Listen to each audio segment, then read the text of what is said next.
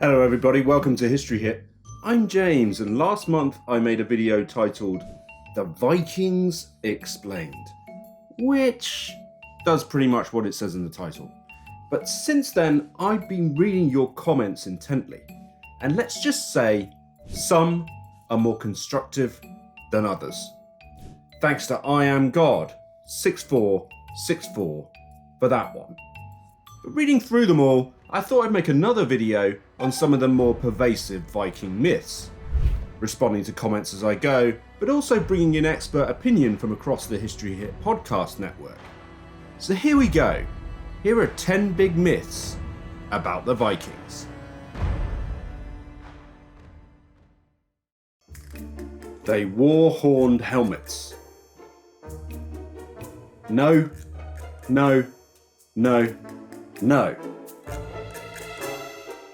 Silly Age said this one was totally obvious, but the cultural history behind it is less so, as Canalcoholic said. So why is there such a strong association between Vikings and horned helmets?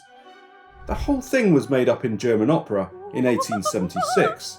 It stems from Richard Wagner's Der Ring des Nibelungen opera cycle, where the costume designer Carl Emil Doppler had the Viking roles wear horned and winged helmets. Why? Germanic cultures had worn horned helmets back in ancient times.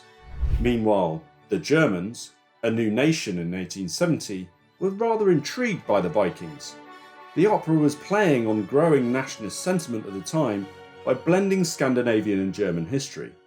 No doubt plenty of intellectual types watched this opera, and thus horned helmets began to weave their way into all sorts of cultural references.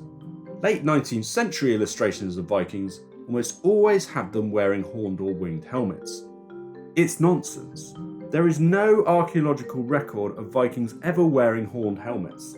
Ornate horned helmets would be expensive to make and pretty impractical.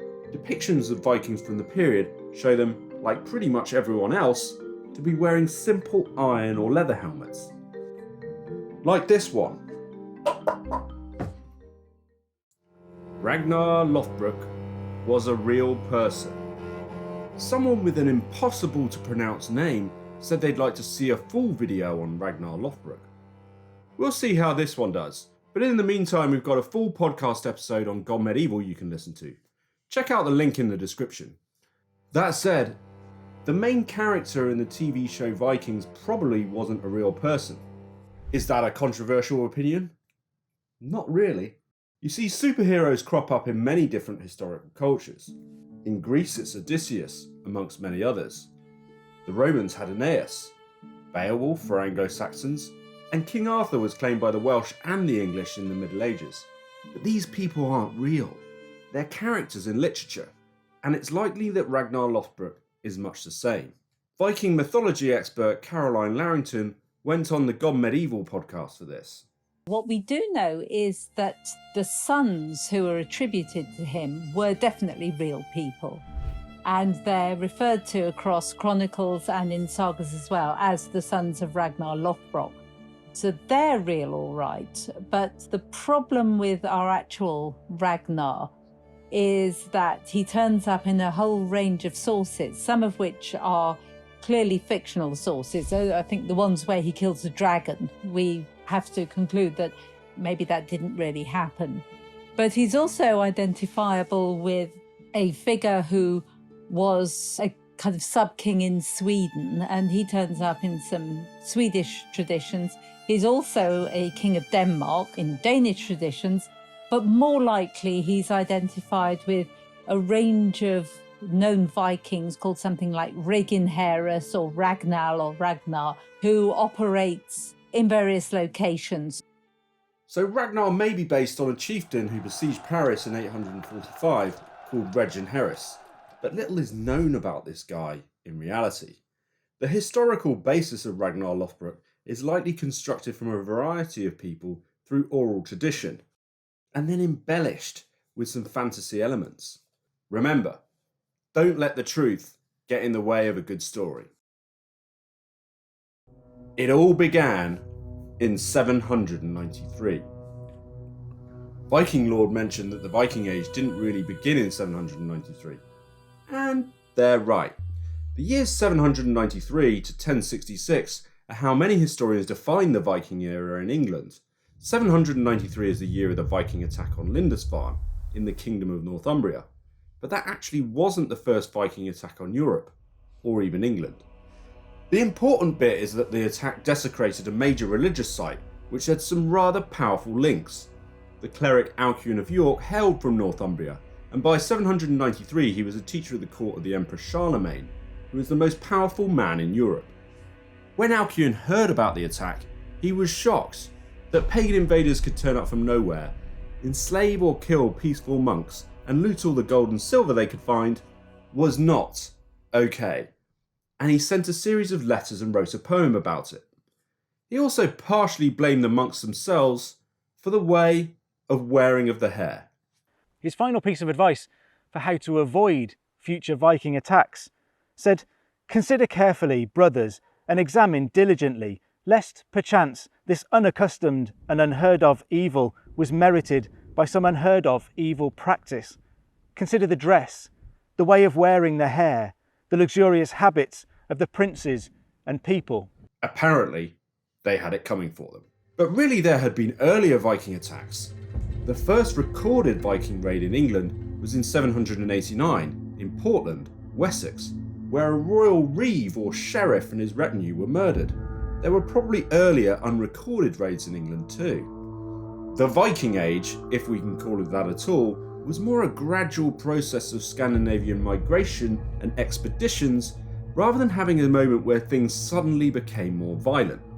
Viking expeditions across the North Sea could have taken place at any time after 700, when Scandinavians began to incorporate sails into longship designs.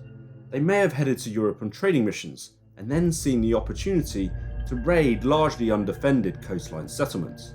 Let's just tune into what Stephen Ashby had to say about the 790s on the Gone Medieval podcast. So it looks like there's a extended period of maritime connection and travel and transport and trade, but then it spikes just when everything else spikes. When we hear about the raiding in the Anglo-Saxon Chronicle, when we start to see changes in the movement of silver around the Viking Age, when we start to see references in the Frankish annals, when we start to see the movements of beads changing, all those things you know a lot about as well, it's looking more and more like this is a kind of key moment.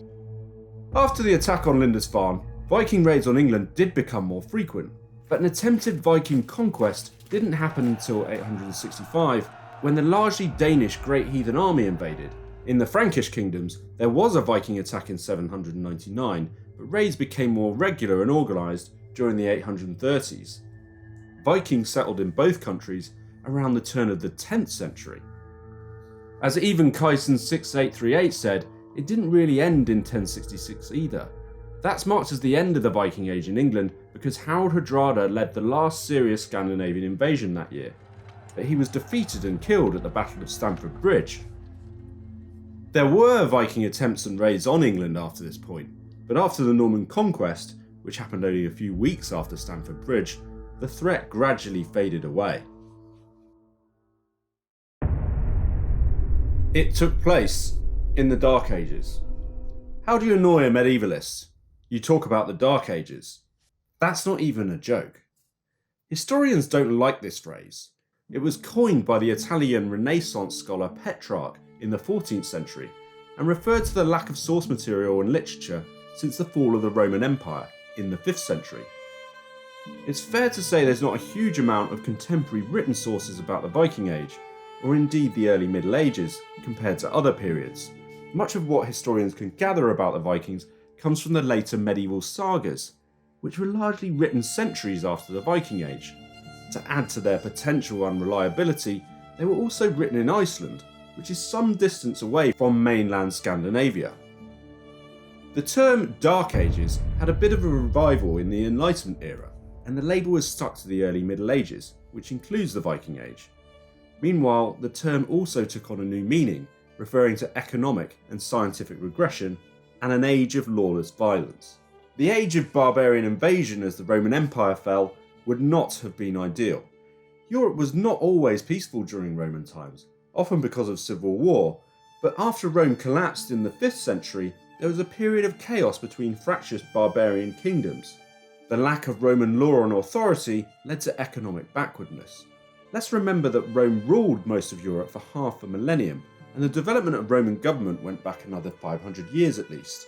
This was not a good period in history.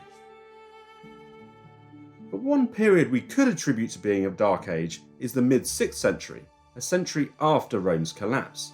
That's because it was, quite literally, darker. This was due to a series of volcanic eruptions that caused the average temperature in Europe to fall by 2.5 degrees Celsius. That's halfway down to the last ice age, and consequently not much would have been harvested, leading to famine. Worse still, southern Europe was ravaged by the plague of Justinian in 541, which killed millions of people. I'm going to say that the mid-6th century was one of the worst times in history to be alive. But the Viking Age began at the end of the 8th century. This was more than 350 years after Rome's collapse, and at least another 200 away from the truly dark period in Europe. The 8th century is also seen by some historians as a bridging century between late antiquity and the medieval period. There was an economic boom during the 8th century, and the Emperor Charlemagne had united much of Western Europe, proclaiming himself Emperor of the Franks in the tradition of the Romans 300 years before him. That this boom had occurred and that Scandinavian people hadn't had a share of the wealth generated is a possible cause of their raids and expeditions. By the 11th century, much of Europe was being ruled under stronger unified monarchies, and even the Scandinavian kingdoms were converting to Christianity.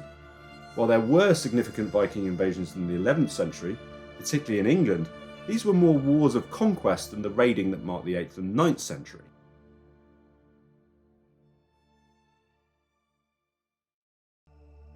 Beserkers took magic mushrooms. Bizarre. I'm no expert on psychedelic drugs, but I'm pretty sure people who take them are more likely to hug you than kill you. Psychedelics can adjust the user's sense of time and space, and can make their environment appear hilarious.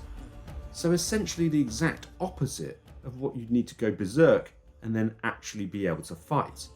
You'd be lucky to even pick up an axe without questioning the universe, never mind actually hit someone with it. It would be an insanely bad idea to take hallucinogenic drugs before hand-to-hand combat.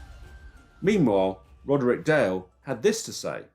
There is absolutely no evidence whatsoever for the use of magic mushrooms of any description in Scandinavia in the Viking Age to make people go berserk in battle.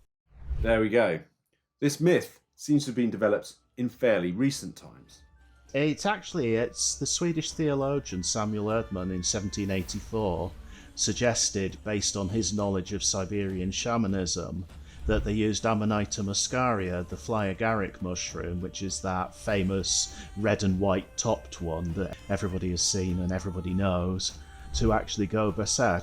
And then it was further popularised in 1956 when Howard Fabin performed experiments on prisoners in Ohio State Penitentiary, extracting what he thought was the active ingredient bufotenin and feeding it to these prisoners and monitoring what actually happened.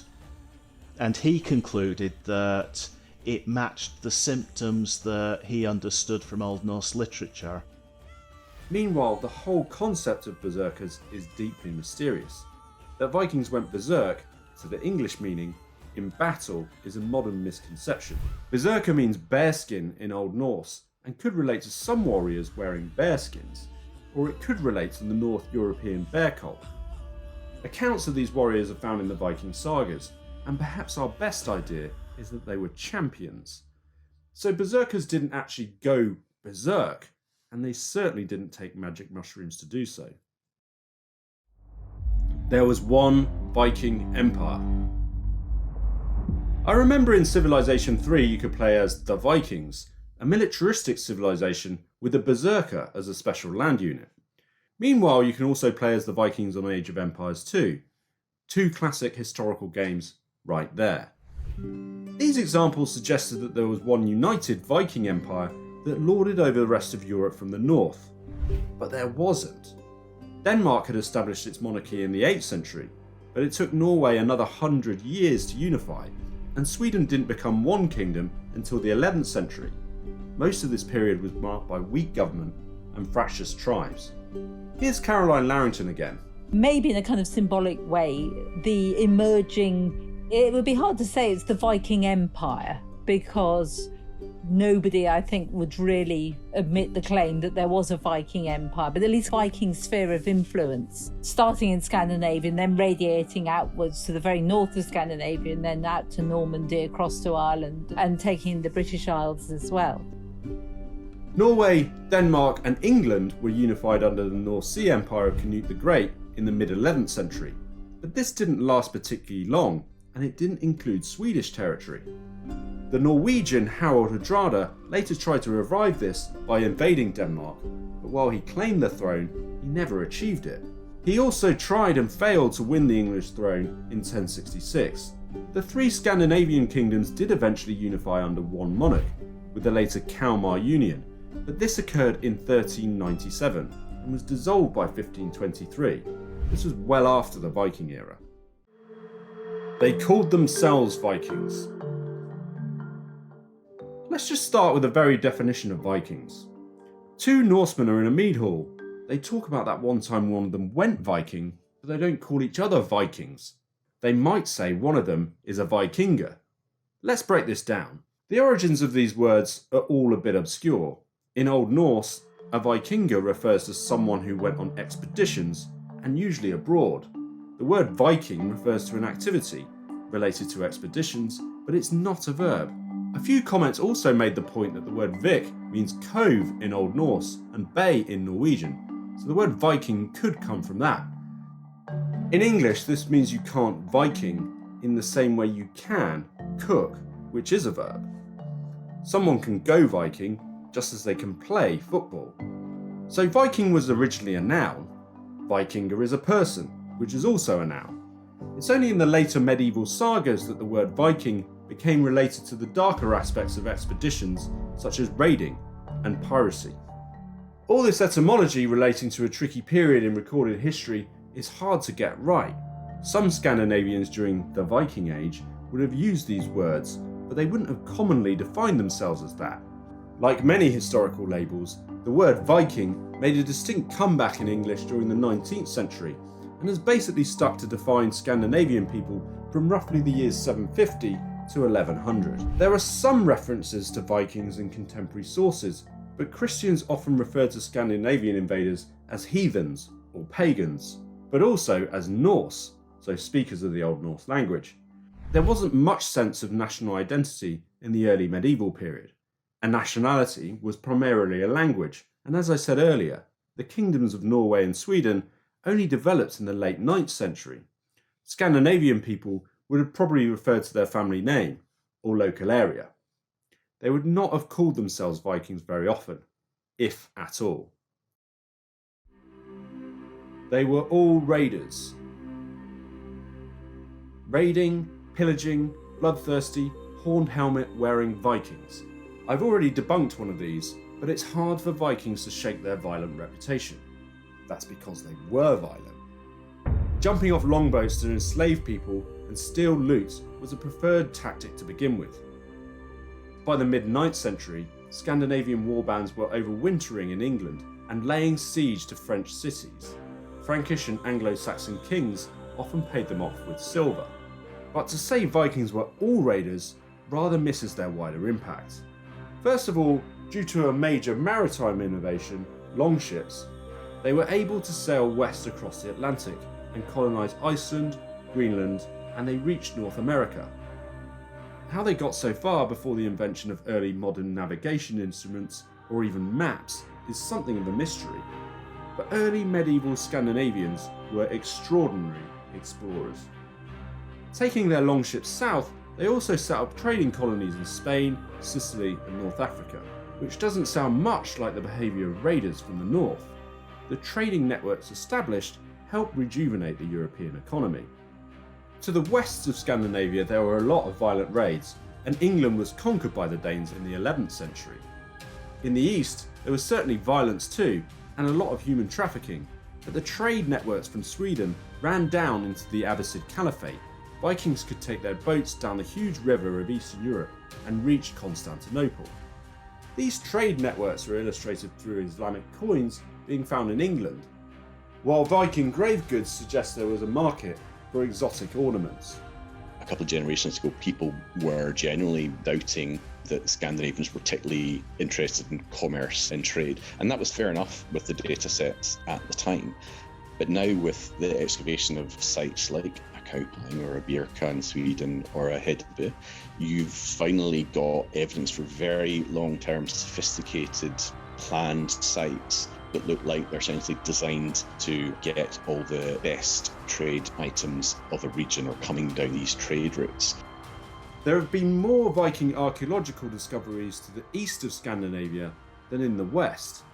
The Zinmo pointed out that there was plenty of violence in the east due to the amount of slave trading, and slaves would have been captured via violent raids.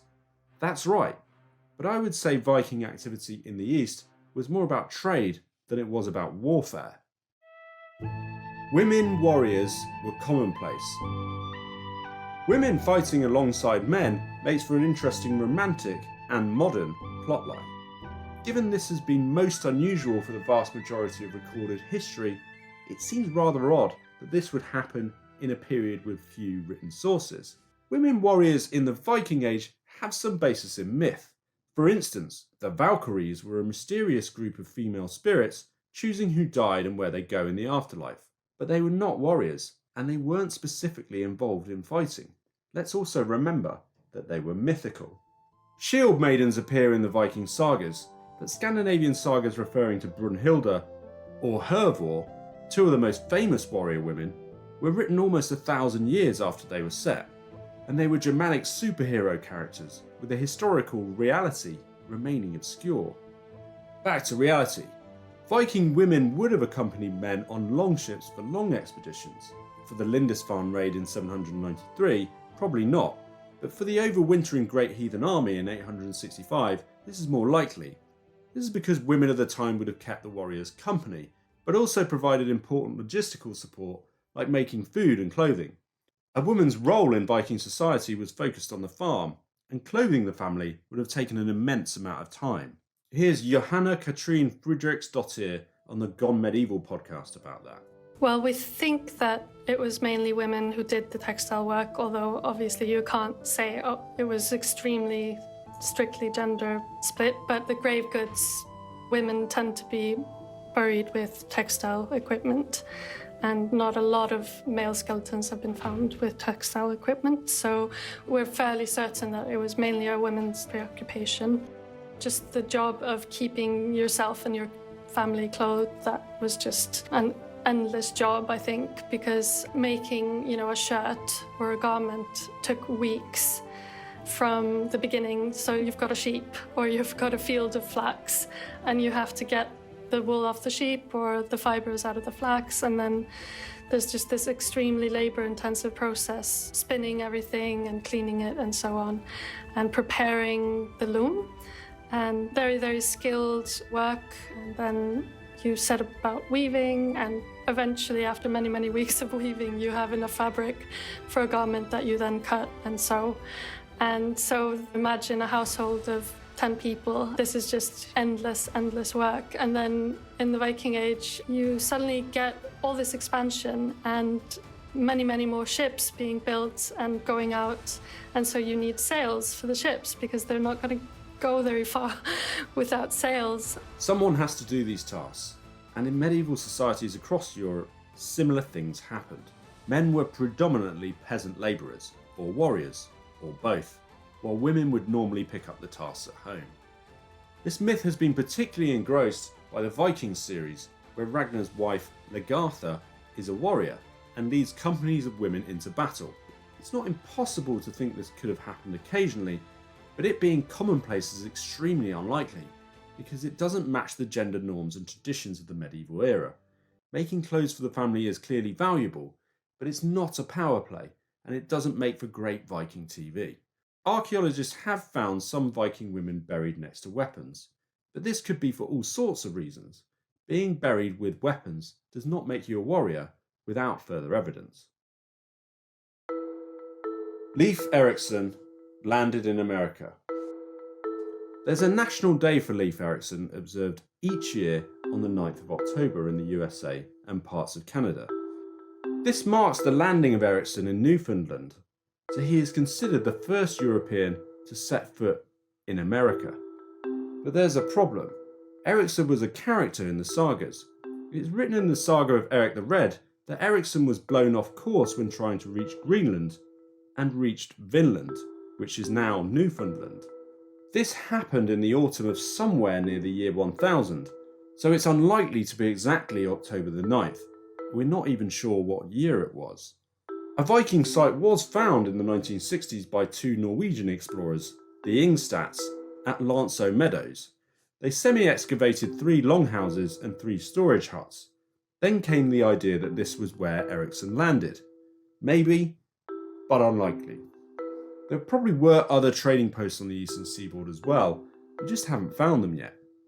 But then Erikson might not have existed at all. Despite there being several statues to this hero, there's no real evidence beyond the family history of the sagas to really explain where he went or what he did. Gordon Campbell went on Dan Snow's History Hit and said this. I mean, how did they get there? The archaeology throws up all kinds of anomalies. The difficulty is that the sagas aren't history books, they're literature. They're read as logbooks by the literalists who say, if you go for so many hours directly to the west, you will encounter so-and-so, and then they confirm what they're seeing with the detail in the sagas. I don't believe any of it. I think the sagas are family history, essentially. They're designed to glorify certain people with tales of their ancestors. In the case of the sagas, we have characters like Eric the Red, Leif, his son, we know as Leif the Lucky. Did they exist? Well, I suppose there could have been a chieftain called Erik. He might have had a son called Leif, but I very much doubt it. In other words, you have a series of tales that reflect real discoveries, because the Norse did go to Greenland. They lived there for almost 500 years. And various fjords that you've visited are named after the founding settlers that are named in the sagas. Here's an illustration of Leif landing in America, but even if he did exist, he did not wear either a horned or winged helmet. Thanks for watching this video. I'd really like to recommend Kat Jarman's book, River Kings, for a new interpretation of the Viking Age through cutting-edge archaeology, and it was an important source for writing this script. I also listened to a lot of Viking podcasts from across the History Hit network, from our shows Gone Medieval and Dan Snow's History Hit. I've linked to all the episodes in the description, so you can find out more about the Vikings. Also, don't forget to ask us any question you want about the Vikings, and we might well make another video. Like this video, and subscribe to our YouTube channel. You can also watch more Viking documentaries, get all of our podcasts ad-free and more by subscribing to our app. Head to historyhit.com/subscribe or look us up on the App Store.